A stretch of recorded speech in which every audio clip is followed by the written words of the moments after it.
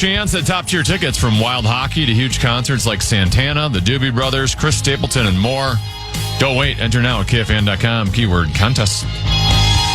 Can you hear me? Yes. I can hear you. What happens is I have my headset over my stocking cap, and it's probably not a good idea, right? I could take my stocking cap off, but if you saw my hair, you'd be terrified. It would be a hair-raising experience. Time now for 534 here on the Fan. Time now for 5 questions. Well, actually 3, but 5 sounds like more than 4. Brought to you by Willow River Company. Question number 1. It's time now for the lowdown in Dinkytown. The Gophers men's basketball Big Ten season is over after losing to Rutgers 72-67 last night in the Big Ten tournament. Gophers finished with 15 turnovers, 10 of them in the second half. Now they'll wait and see whether they are invited to a postseason tournament. Common, whether the season is over or not, how would you evaluate Niko Medved's first season as head coach? Oh, I thought it was Ben Johnson. Well, the results were the same. Actually, a little bit better. Were they? It's pretty bad the last couple of years of Ben Johnson. Go back and look at the records. I don't know if it's that much of a difference. I don't think. Now, it's a small sample size, but I don't think there's that much of a difference. Yeah, I don't know. I mean, I thought they'd beat Rutgers. I hope they would. Yeah, I mean, I don't know what else to say other than it is the first year. We'll see. I guess they were 9-11 in the Big Ten last year. Huh? What were they this year? 7-13. Right. Oh, no. They were 7-13 last year. They were 9-11 the year before that. Okay. So basically the same record. Okay. All right. No, 2-17 before that, 4-16 before that. Sounds like Ben was making some strides then, and then we decided we didn't need him. Now, I'm not even trying to. I'm just playing devil's advocate. Just how much of a difference has there really been? It is Niko's first year. It's a very small sample size. I like his style of basketball. I kind of like that. Kind of keeping a fast pace, moving the ball. Don't have to rely on one guy to score all the time, if possible. But, so I don't know. Again, let's see what happens now they still might get an invite to one of those, can they get to the NIT? Do they take teams with losing records even in the NIT? I'm sure they do, yeah. They still do the NIT, don't they? Yes. So maybe we get an NIT bid? I saw in the Star Tribune today that they might get invited to some tournament I've never heard of. Oh, is that third tournament? Some tournament in Vegas that 2 Big Ten teams will get invited to. Yeah, I don't know. We'll see what happens in the future, but there's really not much after 1 year. I guess it's the old, all right, first year. Establish, get your footing, establish that, it's your program, it's your team, style of basketball we play, and then see how the recruiting trail goes and how NIL goes and all of that. But, so I was hoping for better, but first year, what are you going to do? Question number 2. It's time now to consider the course. Common, the Players' Championship at TPC Sawgrass has begun. I call it the Playaz. The Playaz. The Playaz. Who is your prediction to win the Playaz this weekend? Here's what I'll tell you. Take this to the bank. If you buy Diamond Joe's, go to it. I'll take Colin Morikawa. I would take him right now. One. Guaranteed. I don't know any of the top guys. I do this, especially for majors, but, this is always the 5th major. You take golfers, I believe, that have played well there. They like the course. It fits their eye. Players that have won there in the Players, and then just guys that are playing really well at the time. It's hard to go back to back. That's the problem. One of our sales guys, Ben, digital sales guy, I think he is. He picked Morikawa the week after Morikawa won, right? He made like a $20 bet somewhere with some good odds. And but it's just so hard to repeat in the PGA Tour. And so, but Akshay has played as good as anybody has all year long, as anybody. And so, I'd probably take Akshay to repeat. Somebody's got to repeat eventually again. But then there's, I don't know. Akshay's off to an okay start. He's he shot a 1 under 71 today, so he's currently tied for 13th. Okay. Your leader is Maverick McNeely. It's another good player. He is 5 under through 17. Okay. 1 stroke back is Russell Henley. He's 4 under through 16. And then you got a bunch at 3 under. Tony Finau, Ludwig Oberg. They're both in the clubhouse with 69s. Justin Thomas, Tommy Fleetwood, 3 under through 17. Victor Hovland and Matt Fitzpatrick, 3 under through 16. Oberg has been playing very well. He had another nice tournament last week, and I think even the week before. So there's a guy I might lean on a little bit. I lean on guys that are golf, as you know, tend to be you play enough golf. You've had an experience that's not unlike that of a PGA Tour player. You know that if you have a good round, a lot of times it leads to 2 or 3 in a row, and then you go back to the regular 10 to be. Then all of a sudden you come back and you start playing well again. And so I go for, it's kind of cyclical that way. So that's what I would do. Also, Scotty Scheffler, 1 over through 17. He's tied for 43rd. And then Rory McIlroy has yet to tee off today. Very good. He had some back issues as well earlier in the week. Yes, he did. He pulled out of the last tournament. Question number 3. It's time now for multiple choice. Common, which headline at ESPN.com piques your interest the most? A, Crosby commits after Knicks trade. It says, I'm a Raider. B, U.S. averts WBC disaster, advances with Italy win. C, Judge card sets modern record with $5.2 million sale. Or D, senior who lost 3 in rink shooting lifts Rhode Island team. Whatever that last one was. Yeah, ring, it's a great start. Ring. Rink? Remember the shooting at the ice rink? Oh. What was that, a month or two ago? Okay, yeah. Yeah, and the one of the players lost, I think it's his mom, a brother, and his grandfather. They all died in that. Okay. And then they were in the playoffs last night, and he scored the game-winning goal in double overtime. No. So pretty emotional. Oh, that's cool. Yeah, very cool moment. Yeah. Very good. Question number 3. And now it's time to go in the paint. So Jim Souhan posted a column at StarTribune.com talking about a solution for all the teams tanking. Esteemed column. In the NBA. And he is suggesting that instead of giving the teams with the worst records the most ping pong balls, that 11 through 15, that the teams that do the best between 11 and 15 should get the most ping pong bottles. So that ping pong balls. So number 11 should earn more ping pong balls than number 15. Incentivize them to winning even down the stretch. He says, let's make earning the 11th seed in each conference a goal. Structure the lottery so that the 11th seed has the best chance at landing the first pick, and continue in descending order through the 15th place team in the conference. There would no longer be any incentive for being the worst team in the league. Down the stretch, you'd have lesser teams playing their best players. You'd eliminate tanking. Then even games between bad teams would hold meaning. It's possible that a team holding the 10th seed would tank to fall into the 11th seed, but I doubt that many NBA organizations would throw away a chance at the playoffs for a slightly increased chance at the first pick. Common, do you agree with Souhan's tanking solution? I'd have to have somebody sift through it or parse it with a fine tooth comb, because it sounds great on the surface. The top 10 in each conference get in the playoffs. It means 11 through 15. They're not, so they're trying to get to number 15. Now, if you say no, you would need to be 11 to get the more ping pong balls, and all of a sudden you go, wait, it's sad that you have to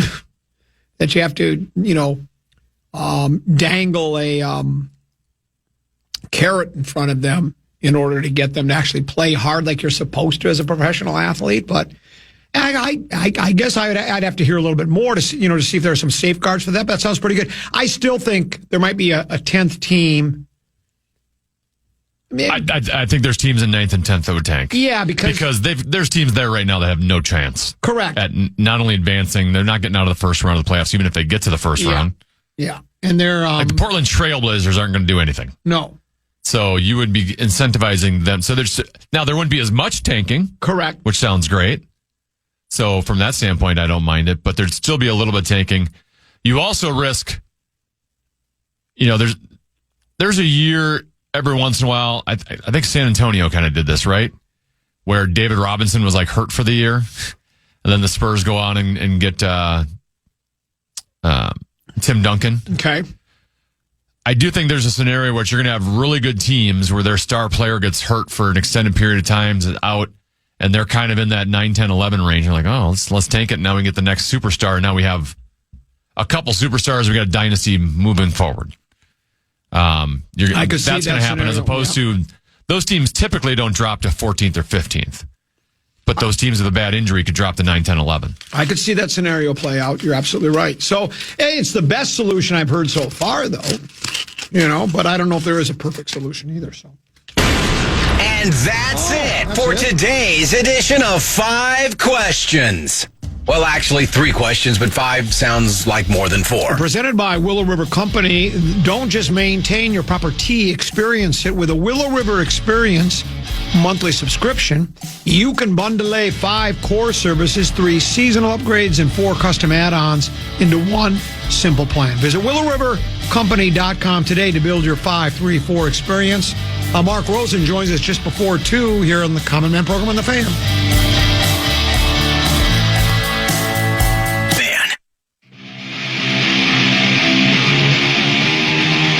With Justin Guard, Meat Sauce, Max, Parker, and Halvey at Hop House, our Bracket Bash watch parties on March 19th and 20th. Catch the games and score giveaways like 65-inch TVs both days. Get the full details today at KFAN.com. Keyword calendar.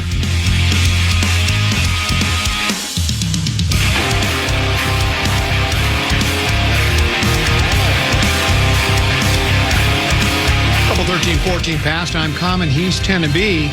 Before we move forward into some more bad Minnesota sports news, or unfortunate, or losing, I guess, might just say it like it is. Tenby, you said you have a, could be the call I've been waiting my whole life for. Ain't coming from Texas. You said there's a tidbit of NFL news to take a look at? Yeah, a former Viking is on his way out now officially.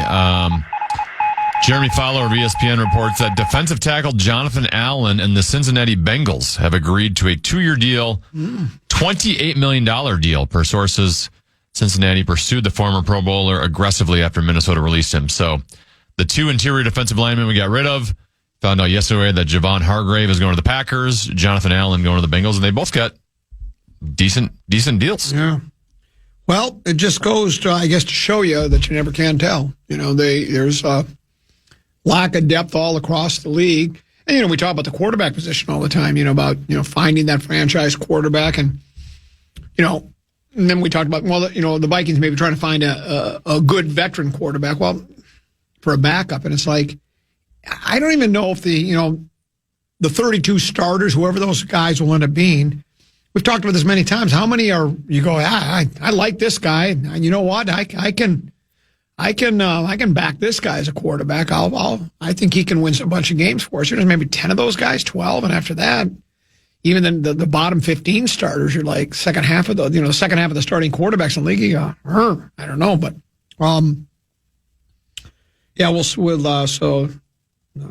there they go. We had them. We don't. They're still making good money somewhere else in the league. I wanted to ask you about, did I see the Minnesota Golden Gopher men's hockey team was eliminated from... Yeah. They did not have a good season. I think one of the worst seasons in their program's history. It's been, 50-some years since they've been that bad a year. Are they just now done for the season, too? Yeah, they're done now. Yeah, they got eliminated. Because they're not going to make the NCAA tournament anymore. So they're playing in the Big Ten tournament. They played Penn State, lost 6-2. But their record was so bad that they had to win the Big Ten tournament to get in. And they lost first game. What, was there a time, or am I just imagining this? Is this a perception? We talked about perceptions and reality don't always align with each other. There was a time the Golden Gopher hockey program was as good as any in the nation. Last year they won the Big Ten. They won the Big Ten last year. Yeah, so they'd come along under Motzko. I know they lost a bunch of players off of last year's team, but you're still the University of Minnesota. So there's still, it's probably not nice. There's still a standard that's set. So I think everyone expected them to not have the same team they did, but maybe a bit further drop than people had expected.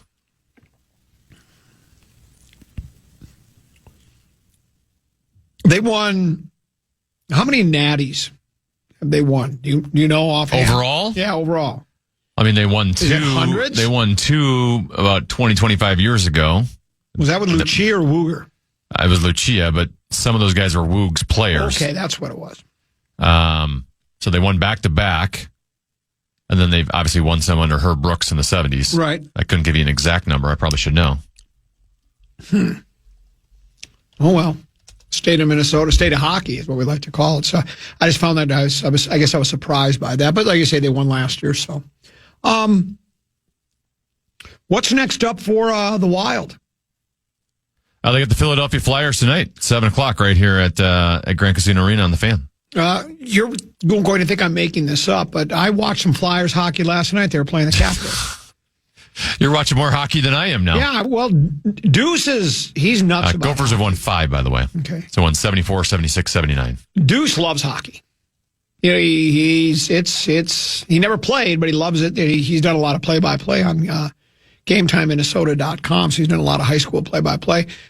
We were watching a little bit last night. Could you give me a scouting report on the Philadelphia Flyers? I really can't. I was telling Deuce, I'm much better at the history of Philadelphia. I told him they used to call them the Broad Street Bullies back in the mid-'70s when they, I think they won championships in the mid-'70s.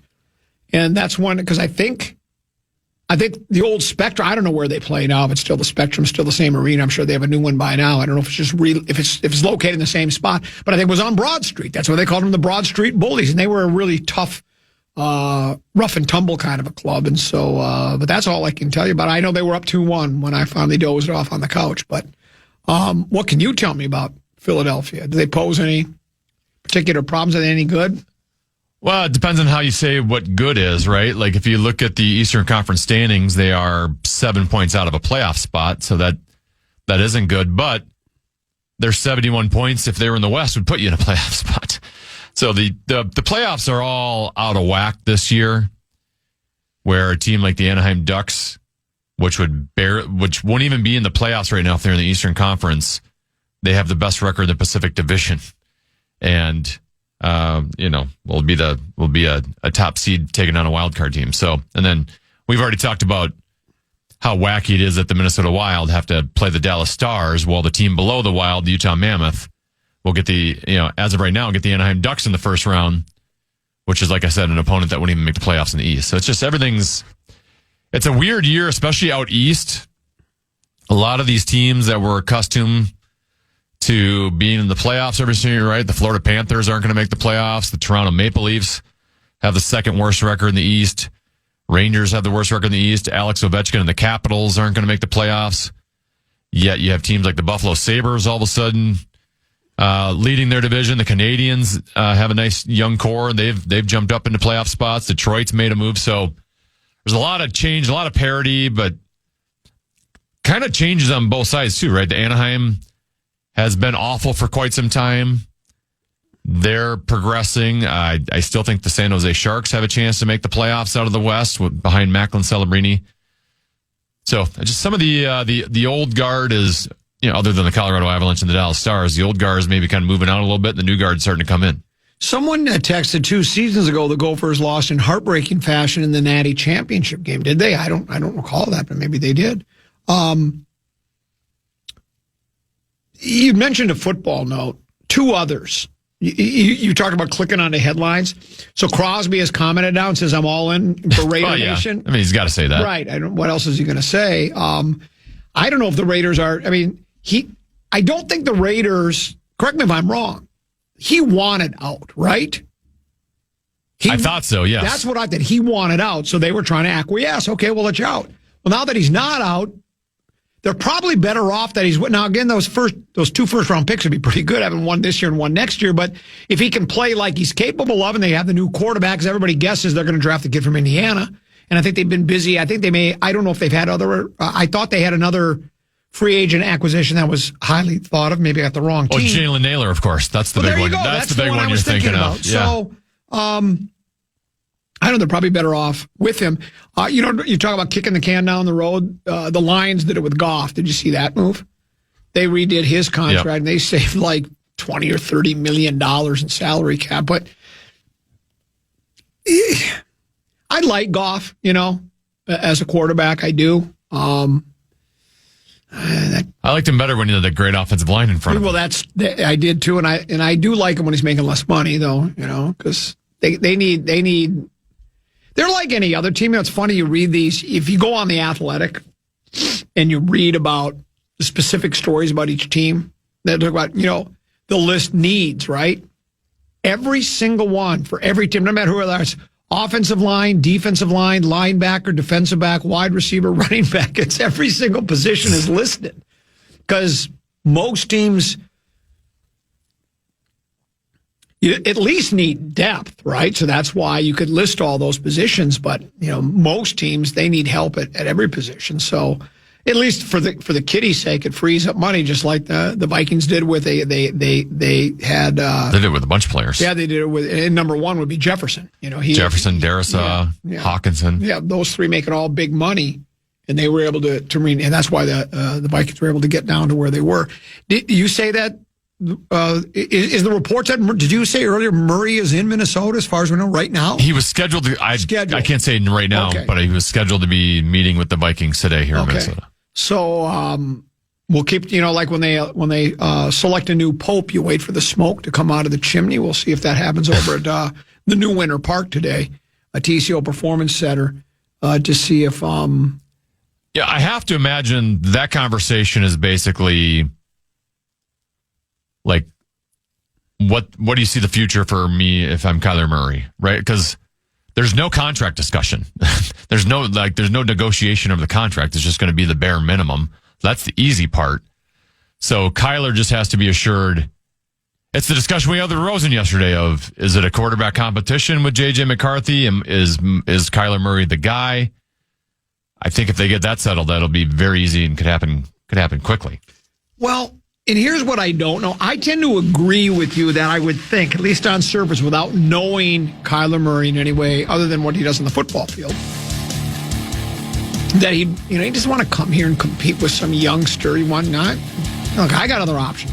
I want to start. Or because of his penchant for wanting to play video games, maybe he just wants to cash a check. Say, I'll show up. I'll compete with him. And if he doesn't win the starting job, he really doesn't even care. I don't know. I would hope he's got a competitive nature to him and wants to be the starting quarterback. And if he indeed does, I think you're right. I think he's not. If they look at him and say it's going to be even Steven, you and McCarthy, you're going to come in and he's not coming here for an equal competition. That's what I'm thinking. I don't think he would either. But we'll pause and come back. Mark Rosen, 20 minutes away. We'll get his thoughts on a little this, that, loud on the Fan.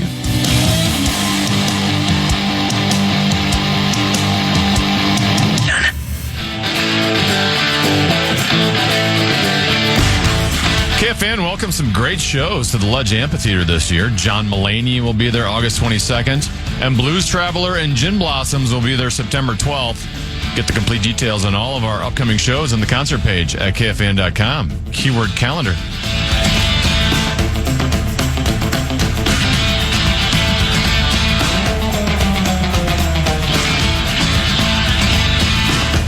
Couple 13-14 past.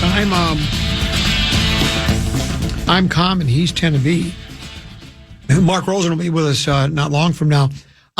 Dave Campbell is an Associated Press sports writer who's based here in the Twin Cities. He covers all the teams.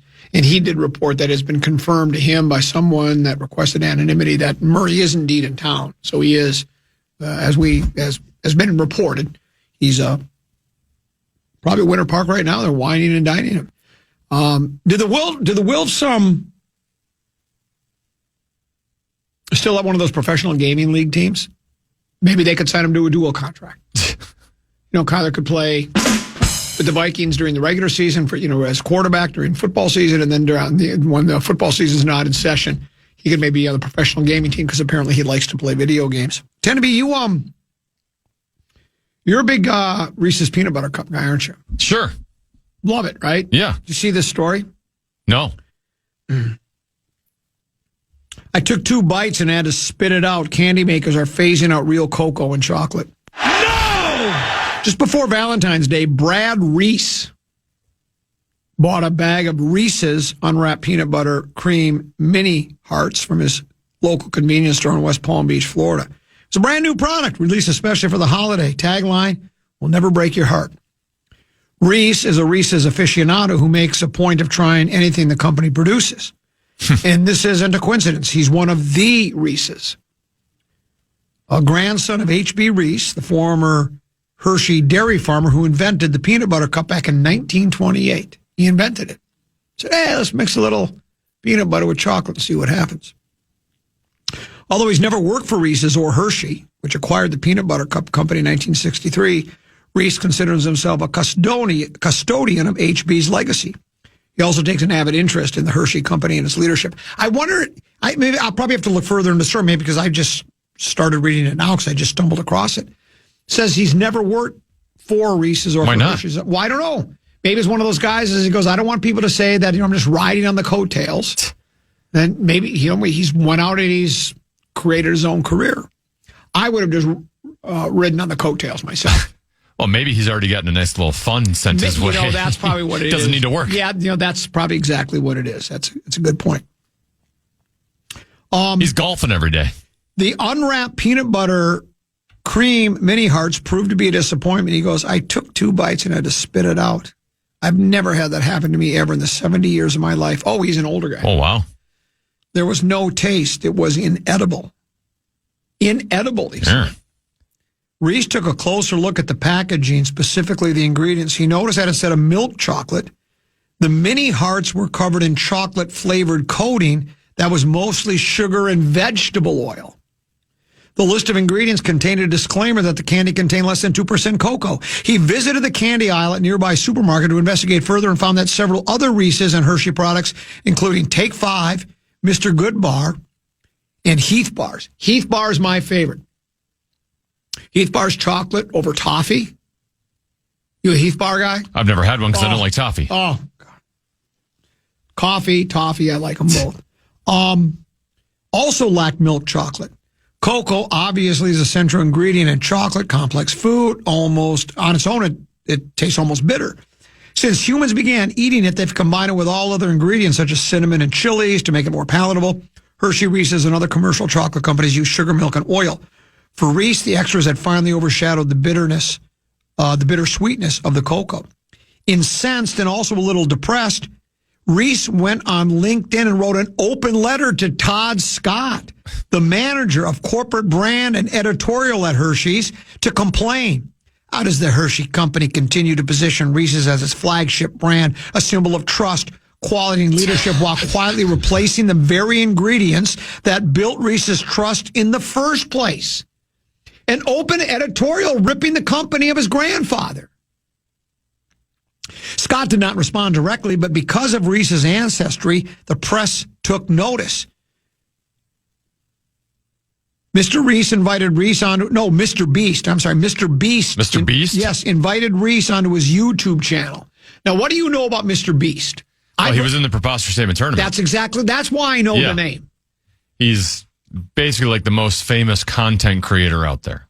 Mr. Beast invited Reese on his YouTube channel to try his own Feastables brand. He has his own brand, Does he really? Oh, my kids always want to eat Feastables just because Mr. Beast came up with it. The Hershey company did not respond to the Guardian's request for comment, but has put out a pair of statements about Reese's statements, one for the Reese family about how most of H.B. Reese's descendants didn't share Brad's criticisms, and another defending the integrity of Reese's peanut butter cups, which are still made with milk chocolate and peanut butter as they've always been, while acknowledging a certain amount of experimentation in other shapes and products. What I'm told is chocolate is more expensive than it used to be. Well, that's when usually it's something cost related is the reason this would be happening. So and that that's makes sense. why this is happening. It said limited supply and greater demand led to higher prices. By 2024, cocoa had risen from $2,000 to $3,000 per ton to $12,000 Wow. per ton. Mark Taylor, Hershey's Senior Director of Strategic Sourcing, wrote on the company's website about a year ago, in my years in this industry, I've never witnessed a cocoa market quite like the one we're experiencing today. It's cocoa is what it is. It's cuckoo for cocoa. No, that's cuckoo for Cocoa Puffs. So, Tennessee. That was the name of my dog when I was a young kid, Coco. And now it's my first dog. And, named after a chocolate, and now Roma named after a Italian city Rome. Rome. Yeah, someone says Mr. Beast has some great chocolate. My kids love them. I wonder what got him into the chocolate industry. When you recognize he could just sell anything and people would buy it? Yeah, and I wonder why he decided on chocolate. It sounds like it's working for him, but I just wonder why he did that. Here's someone else says, if it's not from Switzerland, Germany, or Belgium, I won't eat it. Do you study where everything is from before you eat chocolate? I don't know. Well, I think you can kind of tell because they boldly proclaim it. And I don't think you can find like Swiss, German, or Belgian chocolate confessions just going into Speedway and they're sitting on, you know what I'm saying, so like, in the candy thing. So like the tomatoes are better in Italy, the chocolate's better than That's Switzerland. That's what he claims. I don't know.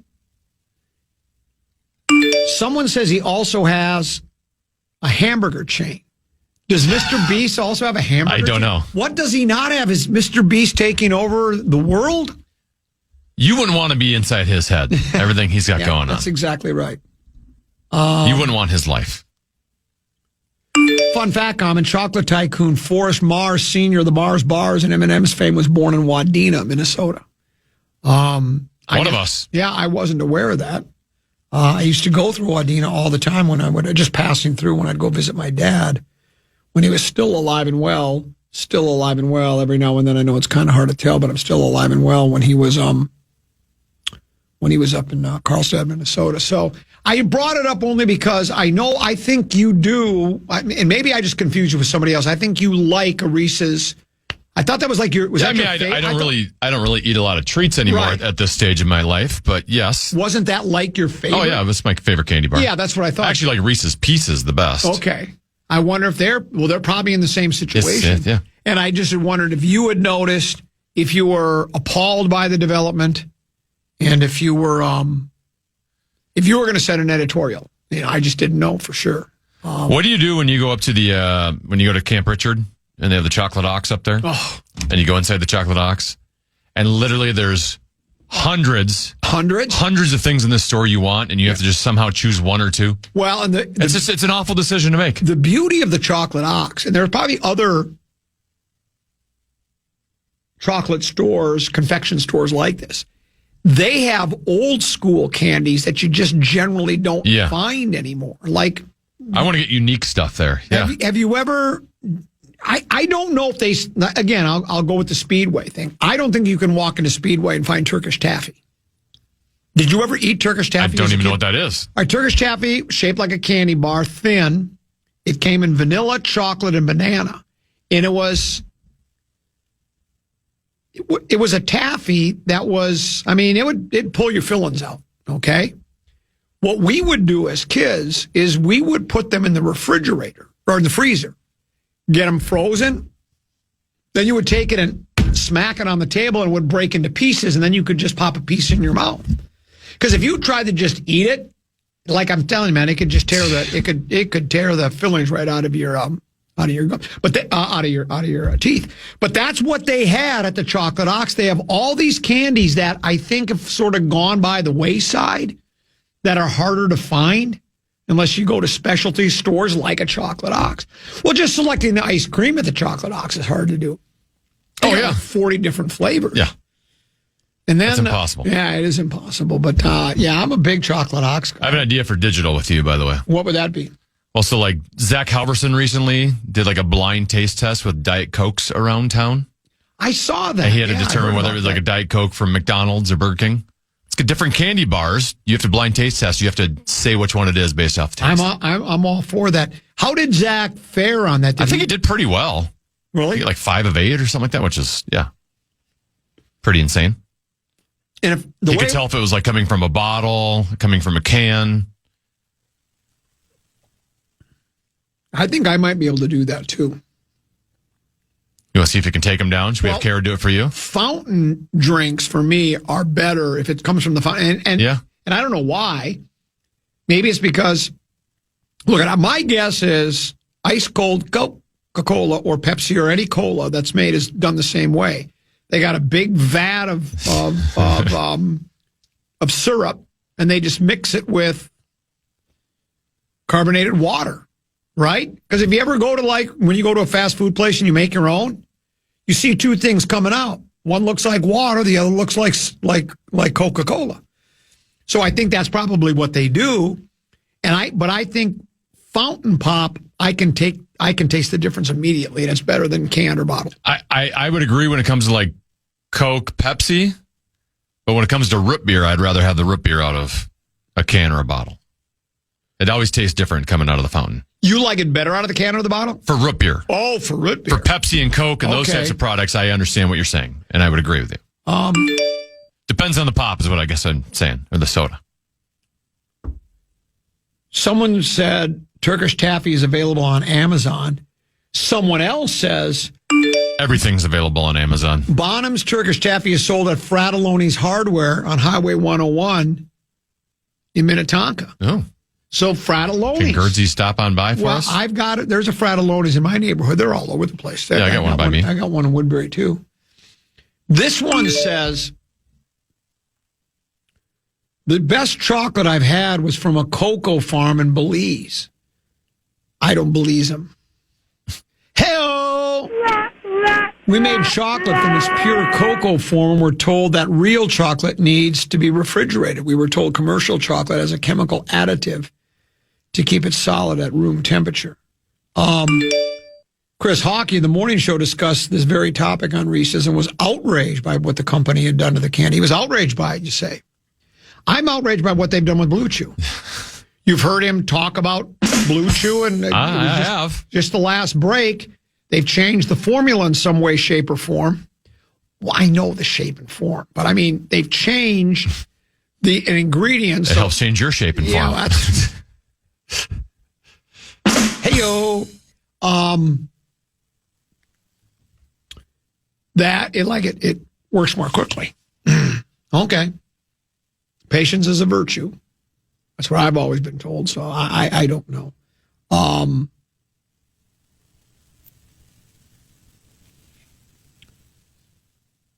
This one says, not all fountain Cokes are the same. Some are very nasty. I don't know. I've always found a fountain pop is the very best. This one says,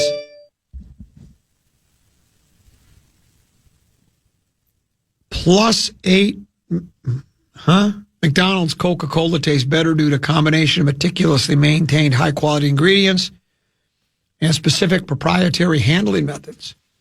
Key factors include, but are not limited to, using stainless steel tanks to keep the syrup fresh, pre-chilling both the syrup and water, using high-quality filtration, and designing wider straws to enhance the drinking experience. He works for McDonald's, doesn't he? Can you read that in robot form? McDonald's Coca-Cola tastes better due to a combination of meticulously maintained high-quality ingredients and specific proprietary handling methods. Key factors include, but are not limited to, using stainless steel tanks to keep syrup fresh, pre-chilling both the syrup and water, using high-quality filtration, and designing wider straws to enhance the drinking experience. I do agree it tastes better. It does. McDonald's Coke tastes better than getting a Coke out of a can. You're absolutely. Now, why don't they take their proprietary and figure out how to do that for all of their products? Now, let me ask you, this is a controversial question. That's interesting. Let's say you're at a McDonald's at the drive-thru, so you can't pour your own fountain pop. Do you want them to put light ice, just a little bit? Yeah.